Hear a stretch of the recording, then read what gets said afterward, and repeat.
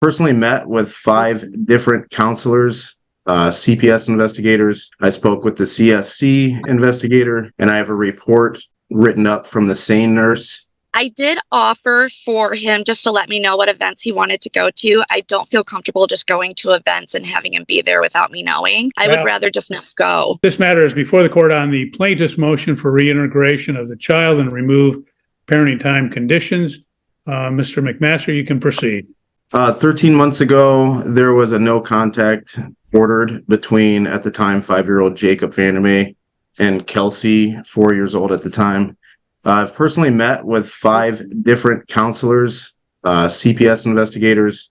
I spoke with the CSC investigator, and I have a report written up from the SANE nurse that performed the SANE examination on Kelsey, which is that gynecological examination.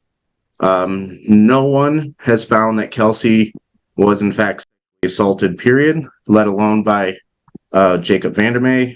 The closest incident that we could come up with to justify this response was an incident where my fiance's 3-year-old and 5-year-old and Christine and I's 4-year-old Kelsey were attempting to spank each other's butts.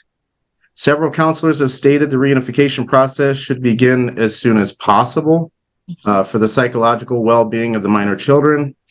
As a precaution, I have installed cameras throughout my house in order to protect the children from many other accusations or incidences. Both Kelsey and Jacob have been attending counseling. Kelsey has been attending counseling with Sandy Burdick at Battle Creek Counseling. Sandy is in agreement with reintegration as soon as possible. Her recommendation was to have the first meetup to be in a public setting. Christy, the defendant, and I have been participating in co-parent counseling, and we are all in agreement that reunification should begin. I have included in my motion Meredessa's steps for reunification. Christy, the defendant, and I have both agreed to allow Meredessa to supervise and oversee the reunification process, and we are both willing to accept her recommendations. So I respectfully request that Your Honor modifies our current order to remove the conditions for the minor children to be kept separate, for parenting time schedules to revert to the previous alternating weeks as they were prior to the December order, communication solely through our family wizard, and I'm requesting that communication shall be respectful and only about the children. Allow for any decision on reunification of the minor children to be determined by and under the guidance and supervision of Meredessa Katz, our co-parent counselor. And the last request I'm making, my last request is based on sporting events and school activities. More specifically about my son has asked for why I haven't been able to come to some of these events. This hearing starts with tension already in the air. A parent lists counselors like receipts in a courtroom. CPS names are dropped to prove seriousness. Medical exams are mentioned to clear the darkest fear. No assault found becomes the key sentence. The court hears how rumors can grow faster than truth. The childhood moment is framed as misunderstanding. Fear turned into legal separation for over a year. The speaker wants reunification, not punishment. Cameras in the house show how defensive things became. Every word sounds like someone fighting a narrative. The focus is safety, but also restoring normal life. This is a parent trying to get time back. The stage is set for a hard legal debate. On his Mother's Week, so I'm asking for explicit granted permission to attend school and other activities of the minor children, regardless of which parent's parenting time is currently occurring, and that both parents shall refrain from contact with one another during these activities, but also allowing the children to have contact with either parent during these activities. I feel this is in the best interest of the children. The defendant has stated that she is in agreement with these issues, and that I've presented, and I'm pleading with you that the court can provide us with a written order to allow these issues to please be resolved. Okay, thank you. Mr. Vanderhorst, what's your response? Your Honor, this whole case really revolves around the plaintiff's current girlfriend and her 3 children.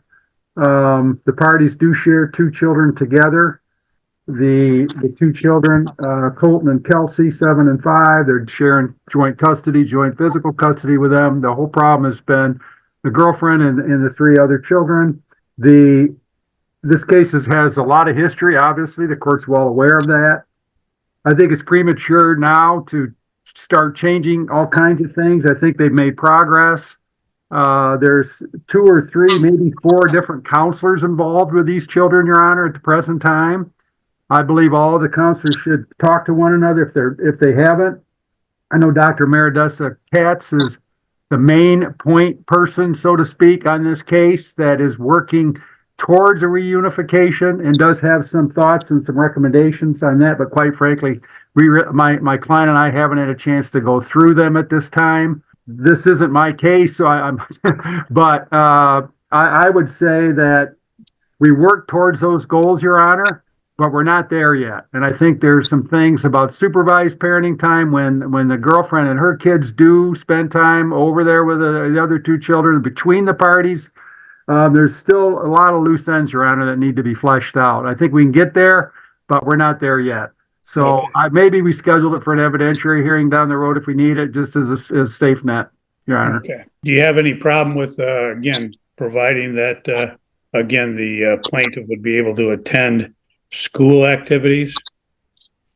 I don't think that'd be a problem, Your Honor. Okay. Okay. With that not being a problem, the court will order that.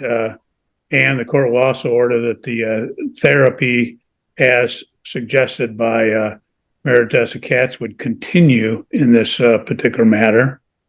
The court would, do you have a problem with the recommendations of Mrs. Katz as contained in paragraph 12? The problem with that, Your Honor, is who would the supervisor be?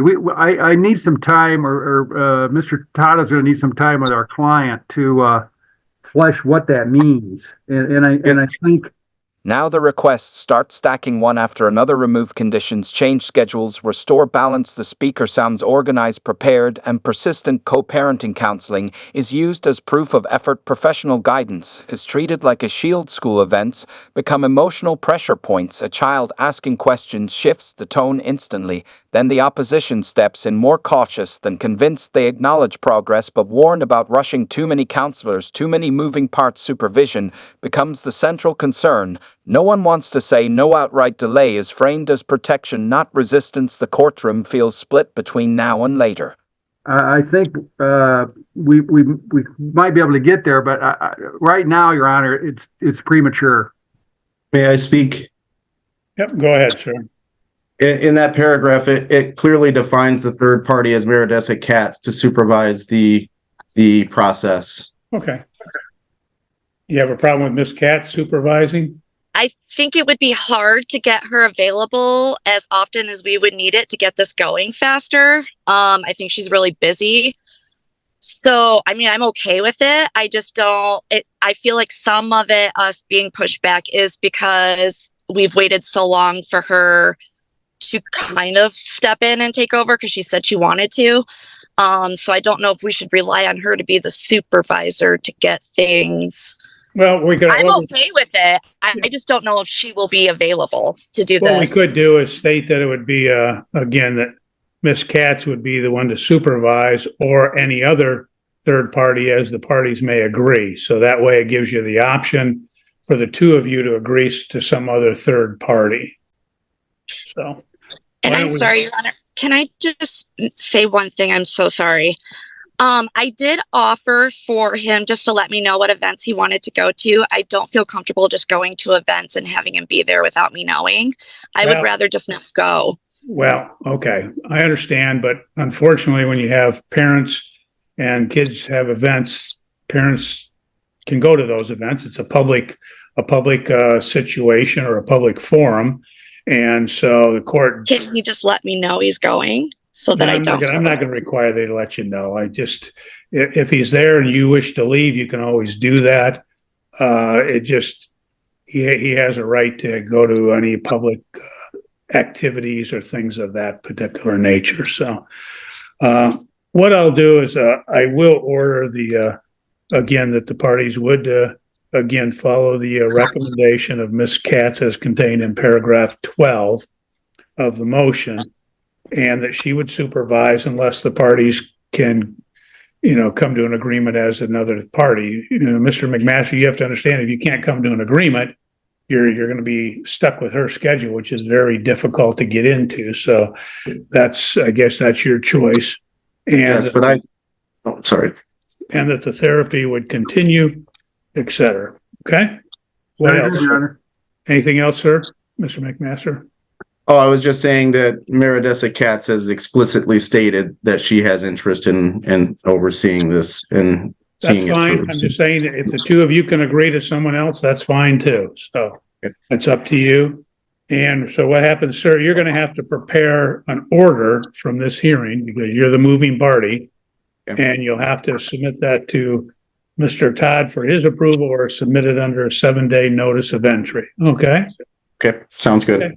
Thank you. That will Okay. conclude this Thank you, matter Your at Honor. 10:54. You're free to go. Have a good day. The judge brings reality back into the room. Public events are ruled as unavoidable life moments. Parents cannot control every shared space. Rights are explained without emotion. Supervision remains the safety net. Availability becomes the new obstacle. Flexibility is offered, but responsibility is clear. Agree or be stuck waiting. The warning lands quietly, but firmly. Orders must be written and followed. This is procedure over feelings. The court chooses structure over chaos. Progress is allowed, but on strict terms. The gavel ends a complicated chapter.